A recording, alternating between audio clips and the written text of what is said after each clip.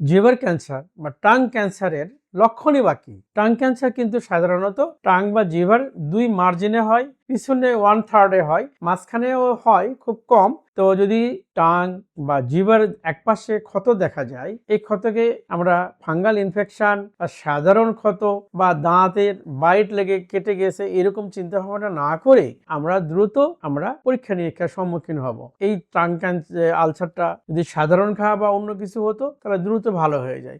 2-3 মাসের মধ্যে ভালো হইতেছে না, ঘা থেকেই যাচ্ছে, আরো বড় হয়ে যাচ্ছে, ওখানে হাত দিলে শক্ত শক্ত ফিল করছেন, মুখ থেকে দুর্গন্ধ আসতেছে, কথা ভালো স্পষ্ট আসতেছে না, খাইতে গেলে অস্বস্তি লাগছে, তাহলে আমাদের চিন্তা করা উচিত যে টাং ক্যান্সার হতে পারে। এর জন্য আমরা ডাক্তারের শরণাপন্ন হয়ে এই ক্ষত থেকে আমরা বায়োপসি করব। বায়োপসিতে একটা কনফার্মেটরি টেস্ট দিবে, যেটা সাধারণ ক্ষত, টিউবারকুলোসিস, সিফিলিটিক আলসার না ক্যান্সার। ক্যান্সার হলে আমরা দ্রুত নাক কান গলা বিশেষজ্ঞের পরামর্শ নিয়ে আমরা চিকিৎসা নেব। ধন্যবাদ।